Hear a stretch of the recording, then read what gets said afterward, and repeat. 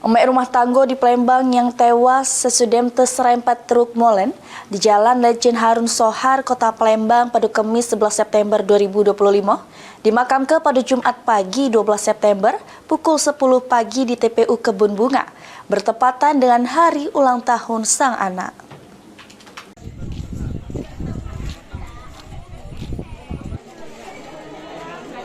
Sesudah tewas diserempet truk molen di Jalan Lejen Harun Sohar, Kecamatan Sukarami, Palembang pada Kamis 11 September 2025, almarhumah Afriani warga Jalan Bangau, Kelurahan Talang Jambi, Palembang, sudah dimakamkan pada jam 10 pagi Jumat 12 September di TPU Kebun Bunga.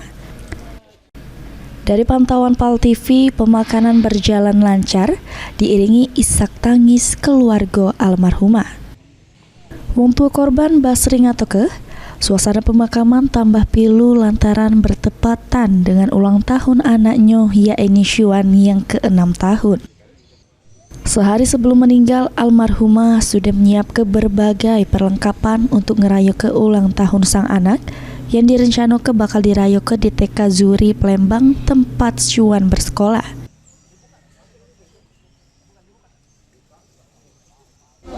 Kejadian itu sekitar jam 11:30 ada tetangga ngasih kabar ke rumah bahwa kejadian ini di tempat meninggal, langsung dibawa ke rumah sakit, anaknya di rumah sakit Maria, ibunya di rumah sakit Muhammad Husin.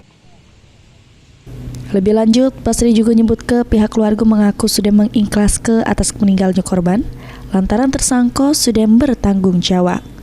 Muhammad Aidil, PAL TV.